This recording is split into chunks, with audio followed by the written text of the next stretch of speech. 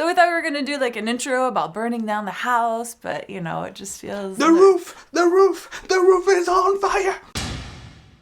Hi everyone, I'm Sandrine, this is Americ. Hello. Let's talk about the 100 Season 4, Episode 5, the Tinder Box, which I just learned means something that is easy to burn. Yep, there you go. A go. little on the nose on this one. Yeah. A little bit. No quick thoughts, so let's just jump right into Becca's lab. Mm-hmm. Makes me think of Dexter's lab. Okay, maybe not, but it was pretty advanced. So we found out that Raven has figured out the way to synthesize Nightblood is to actually be in a zero-G environment, i.e. space. And in order to get there, they're going to have to use some of the stuff that they have there. But the way she Including a space shuttle. A spaceship, yes. How convenient. Yeah, this? That's practical. But the way she got to that, she had to find out that basically her brain is still in the alley upgrade 2.0. It has some real devastating impact on her health because she's thinking faster than her body can actually handle it. Which is like very...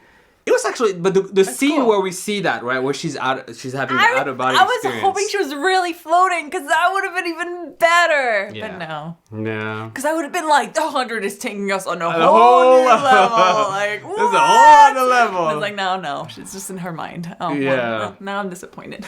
Well, excuse me. Well, she's dying, yo. She's dying. Like, I'm even more disappointed that she's dying. See, anyway. But it's interesting because Abby had a pretty similar experience, right? Yeah. But is she also hallucinating? I don't know. So, well, at the looks end, like it she was. kind of seems like she's hallucinating and seeing Clarke. But it wasn't clear But it wasn't clear. Yeah, it wasn't clear that she was actually hallucinating. Although, when Raven was hallucinating, it was giving her ideas of like how to fix things. I don't know what Clarke being infected really did for Abby. So that's where I was like... Moving on to the Asgeda face-off with Sky Crew. Yeah. Dun dun dun. No, not really. So Clarke is like, all right, well, we're gonna have to go and meet them, and I'm gonna have to talk to Roan. I don't know. I have mixed feelings about this. Like, visually speaking. Okay. Very cool scene, right? But ultimately, the whole like, let's talk it out, guys. What else is she gonna do though? They can't fight them. They could have true. They wiped could them have. out. That's true. They could literally wiped them out. But you know, like again, like, well, do you want to kill all these people? There's already not that many humans left on the planet. I'm not saying you want to kill them, right? I am saying that there are situations and confrontations where it doesn't make sense to gamble on talking, except, you know, if you're like trying to create more tension, which is fundamentally what they wanted to do in this scene. But realistically, in the real world, would you try to have a conversation about this? An entire army is coming to kill your people, because that's what they were going to do, by the way. They weren't just going to take the Ark. They were just going to kill the people and take the Ark. Right. Well, was it? And how were they going to do that? Were they going to say, like, please leave? They can take them prisoner instead. They don't necessarily have to kill them. So the point is, the whole conversation, while being like Clarke being all nice and everything, just brings me back to the whole Pike situation, which in a way has really strong parallels. You have an army that's sort of like surrounding your area, and you have a choice on how to deal with them. And Pike decided to deal with the army that was there to protect them by slaughtering every single one of them. When an army that's coming straight up to kill them, they're like, you know what? Let's talk. Well, no. Clarke never wanted to kill anyone, so she's being consistent. I know. I'm saying Pike was the one that actually went out and killed the people. I'm just saying. So it's not inconsistent. It's just the character that was there that made those bad decisions is not there anymore. I'm not saying Clarke is being inconsistent. I'm saying the situation in and of itself was dealt inconsistently. Like last time, I was bitching because Pike killed the people that was there to protect them. The situation is not being dealt inconsistently because the character in the show that was gonna kill them is gone. So who would want to kill Asgeda? Clarke is not gonna want to kill them. Bellamy, who might have wanted to kill them and now actually regrets it, is taken prisoner. So really, he's not gonna go kill them. I feel like there's not really like a character. And to make it even look, here's the thing. Here's what makes it even worse. They literally had tried to kill Octavia, and Octavia, on the brink of death, is the one that revealed that they're on the way here. And still, she's like, let's talk.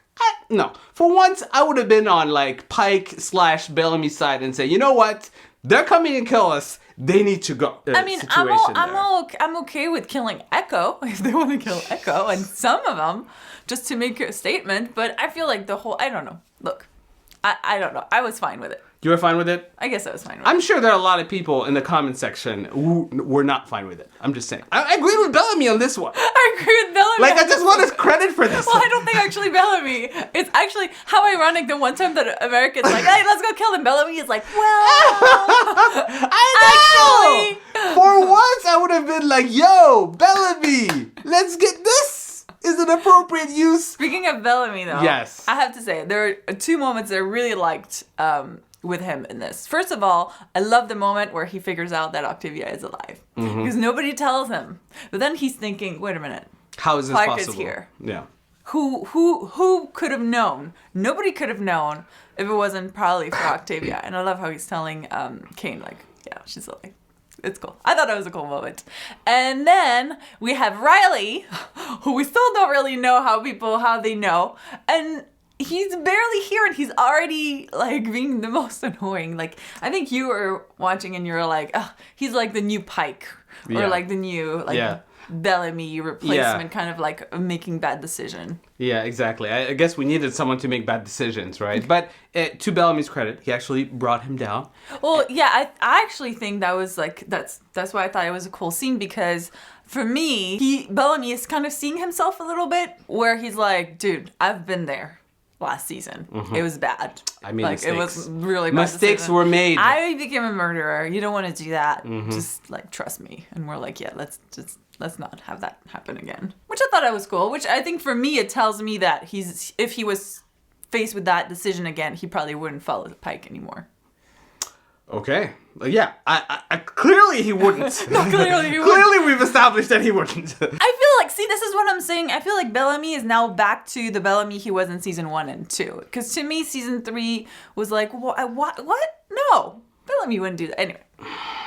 I like Bellamy again in season 4. Let's talk about Clarke and the Roan short discussion. Yeah, so here's my thing. Now, they came to an agreement towards the end where basically they were going to sort of like divide it up, 50-50, right? Now, I just...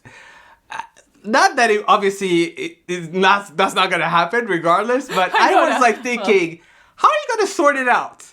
Because you went already to 100 and people were going to have to work for it. But now you're down to 50 and people are still going to have to work for it. And how are they going to be like, yo, why are we conceding to these people? You know, because they're not doing much for us except taking 50 of our spots. So I felt the agreement wasn't strong in and of itself and probably would not have survived arrival at the camp, right? So realistically, I was like, I don't know how you guys are going to enforce that. That's true. Because you're going to have to create more and more drama. And then Roan's people would have been like, why don't we just kill the other guys? Then we have 50 more spots, you know? Like...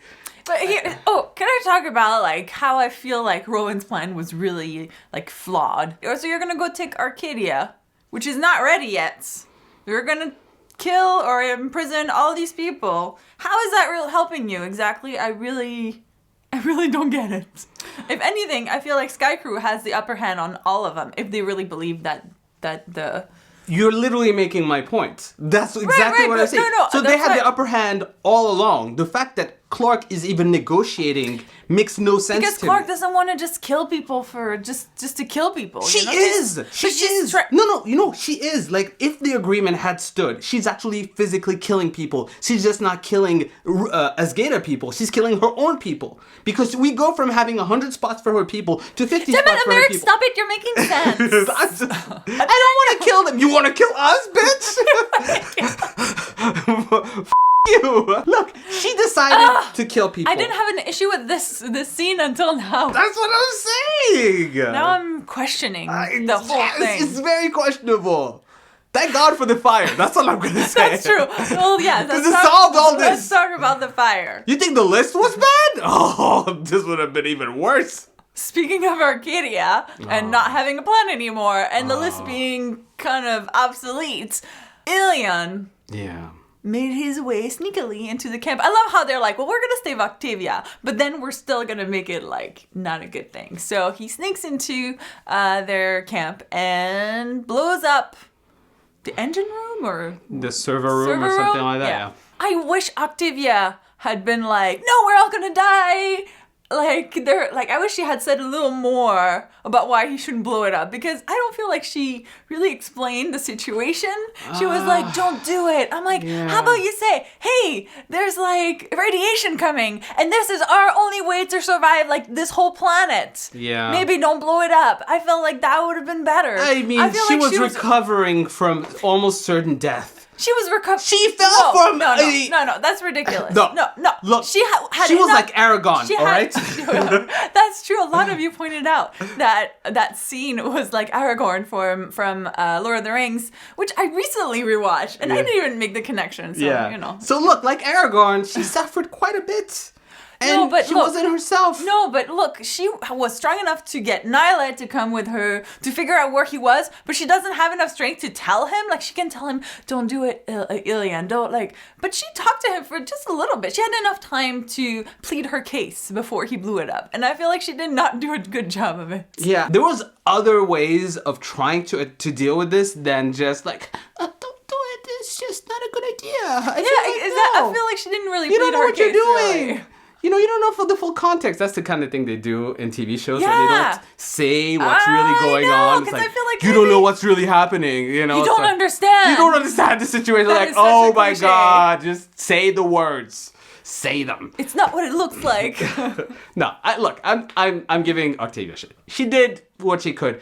You were stabbed, you fall from all the way up there. I just said I wish you had tried to say more. Yeah, like, I feel like that might have convinced him. Not that it would, it might have. But it did lead to Arkadia just being blown away. Like, I was just like, well, I feel like that was a little extreme. Like, literally, he blew up the entire thing. The entire thing. Yeah, this almost, like, this is what I have to give credit to the writers this season. Because pretty much as episodes go on, they just sort of, like, remove every single option. They do. They remove every single option. They went to that cave thing. Pressure. Not an option, right?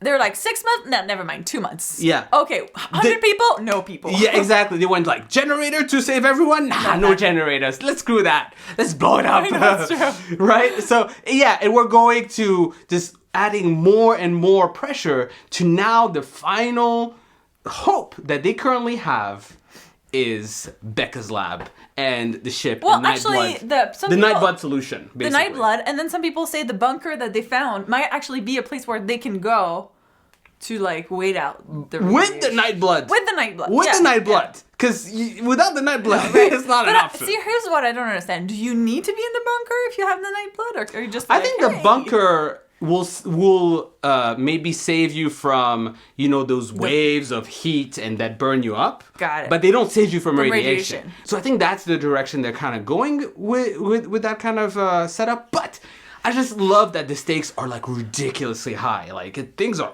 bad for everyone. They're all in the same boat. We're all in this together. Of course, we'd love to hear what you thought of this episode. Do you think Clarke should have killed all the Asgeda people like Americ thinks she should have? Where's Pike when you need him? Where's Pike when you need him? Any other thoughts? Let us know. If you enjoyed this video, make sure to give it a thumbs up. Always really appreciate it. And don't forget to subscribe so you don't miss any of our 100 reviews. Thank you so much for watching, and may we meet again. Bye. Did you say it? Was it? Which we're like mixing the 100 with like Hunger Games. Hunger Games.